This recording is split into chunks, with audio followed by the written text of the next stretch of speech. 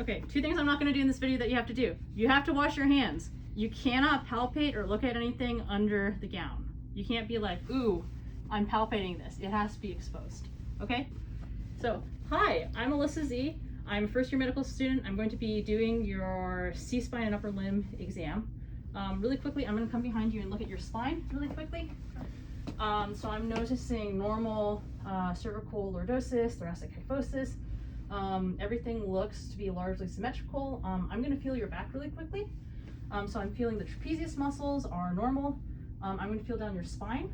I'm feeling the spinous processes. Any tenderness? No. So no tenderness to palpation and no step-offs. I'm gonna feel along the sides of your back. Any tenderness here? No. So no paravertebral tenderness. Okay, so I'm gonna have you come over here right now and we're just gonna test your next range of motion, okay? Can you look up at the ceiling for me? Can you look down at the floor? So we've got normal extension and flexion of the neck. Can you look to your left for me? Can you look to your right? We've got normal cervical rotation. Can you touch your ear to bring your ear down towards your shoulder and to the other side? We've got normal lateral rotation. So now I'm gonna be looking at your shoulder. So I'm gonna be touching you really quickly. So I'm starting at the sternoclavicular joint. I'm feeling along the clavicle, and this is the AC joint. I'm feeling the coracoid process. Yeah, this is the chromion here. I'm feeling the proximal head of the humerus. I'm gonna bar this arm really quickly. I'm feeling the bicipital groove. I'm going to come over here. I'm gonna feel the bicipital groove on this side. All right, so we've got normal, it's symmetrical on each side. I'm gonna come around to your back really quickly. So I'm gonna feel along here, I'm feeling the spine of the scapula. It's symmetrical on both sides. I'm feeling the supraspinatus and the infraspinatus. Any tenderness? No. Okay, so both sides are symmetrical with no abnormalities. We can't see it because she's wearing a shirt, but I'm gonna assume there's no skin tags, markings, or other conditions that we need to be worried about right now. For your arms, we're gonna test range of motion of your shoulders. Can you bring your arms up in front of you and then all the way up over your head? And can you bring them down and then all the way behind your back? So we've got normal shoulder extension and flexion. Can you bring your arms all the way out to the side and then all the way up? And can you bring them down here again? Can you bring one arm across?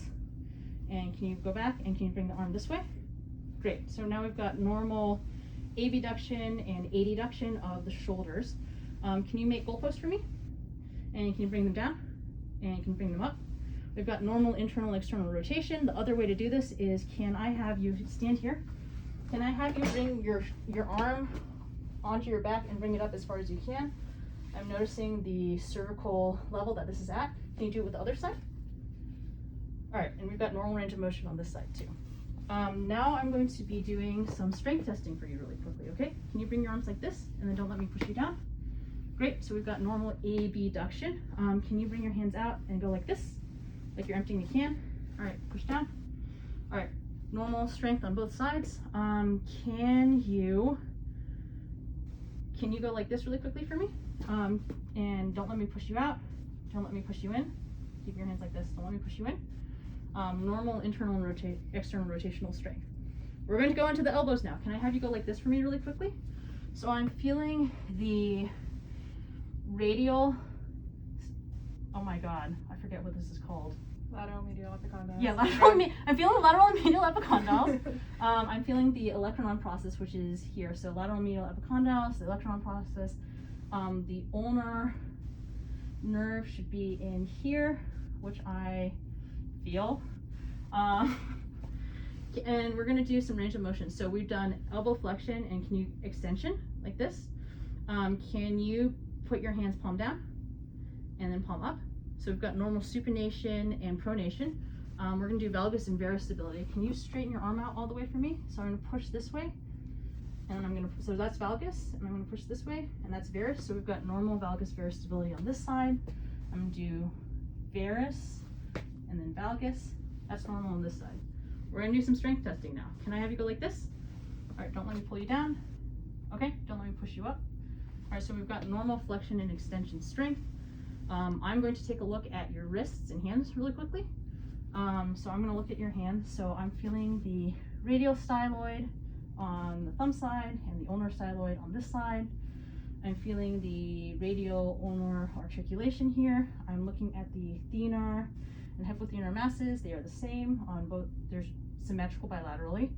I'm going to feel this is your pisiform on the inside. Any tenderness here? No. Okay. I'm going to feel your scaphoid on the palm side. Any tenderness here? No. Okay. We're going to look at this side. This is the snuff box. Any tenderness here? No. And then on this side? No. Okay, so we've got normal on both sides. Hands are at a normal position at rest. I'm going to feel the joints in your hands really quickly. So I'm feeling the MCP.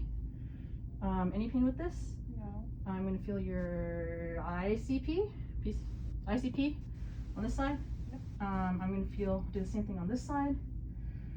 All right, it all seems symmetrical and normal. So we're going to do some wrist range of motion. So I'm going to hold your wrists like this. Okay, can you lift your hands up so palms are facing me and bring them down? So we've got normal wrist flexion and extension. It's important to isolate the wrists because they take off if you don't do that.